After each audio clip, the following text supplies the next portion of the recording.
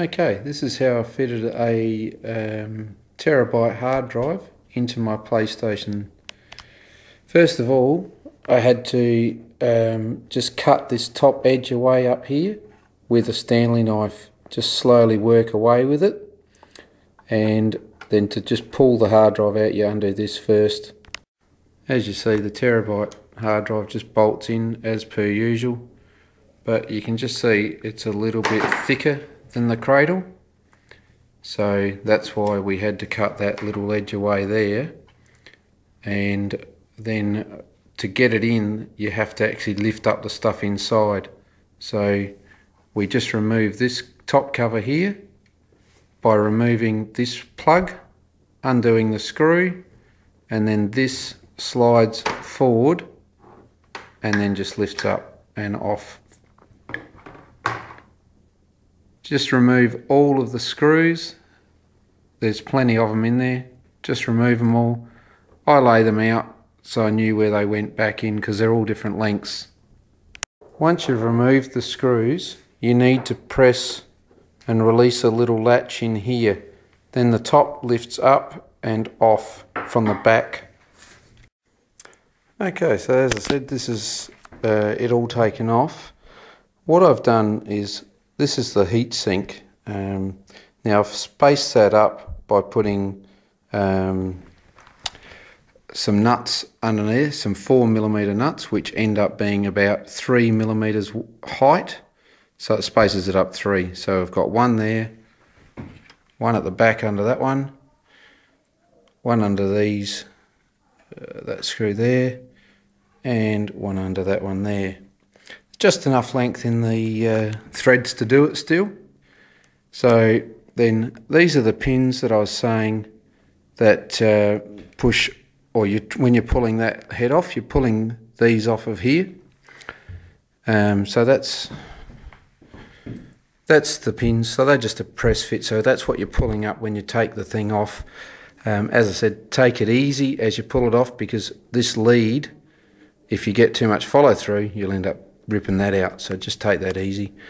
Now, so I've put, as I said, the 3mm nuts under here.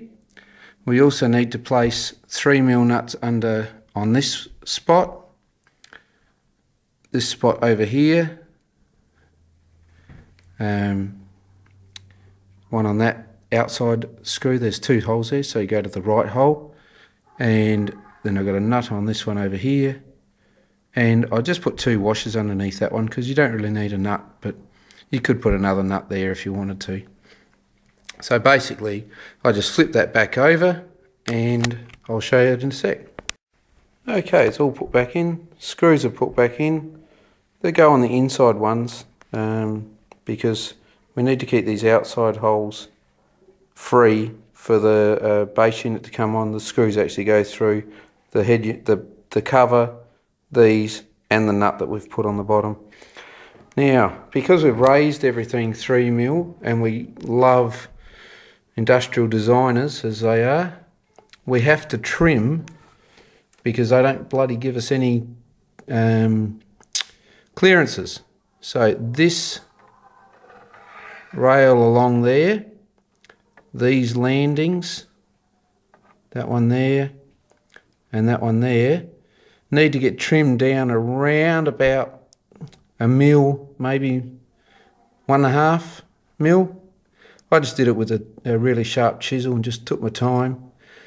I also took a tiny little bit off of this landing here and this landing around here, and I took the edge off of there because I think it was fouling. It's really hard to tell. I probably should have got some plasticine or something to find out where it's hitting. There's also a moulding, like a lump, that was here. It's that tight that I needed to take that off as well, and that's now given us what we need. You also need to cut about 3 to 4mm off of these landings, this one and this one as well. I did them with a drill and then tidied them up with the chisel. So then we just flip it over and put it back on. Okay, cover's back on, put all the screws back in as per usual. This one is the short one. that you put in. There's a marking on the case, you may see that, but there's little arrows where it shows you where the screws are, and that one's got a little S next to it, so that's the short one. Okay, so the drive now just slips in,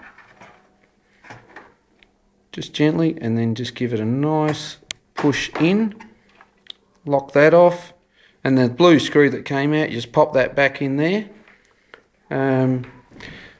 I sort of stuffed up, and when I first fitted this, it didn't fit in properly, so I drilled a hole to put through there to screw that on, and you know, it stuffs up the look. So you don't need to drill that hole, it does clip in, and I was thinking just putting a little dab of double-sided tape or something just on the end there, just to hold that in. Again, I was saying about the heat. If this does get too hot, I'm going to actually power it up in a minute, and I'm going to check to see if any air flows through there. And if there does, I might actually open up a bit of a slot there to get some air, so the fan will actually suck in through here as well. That might help with the cooling. And then the top obviously just goes straight back on like that. Just line it up into the little holes, and Bob's your auntie. Put your screws back in there and your plug. I'll power it up. So as I said, it's all powered up now.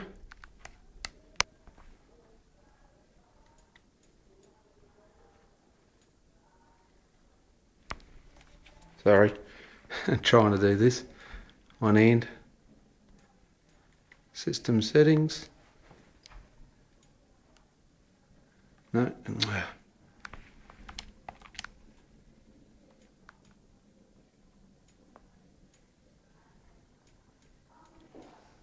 Where is it? System information, there we go. Can we read that? There we go. So obviously I lost a little bit in the formatting and that. I had a bit of an issue with formatting the hard drive, which is when I had to get it to recognise it. It wouldn't recognise it when it started.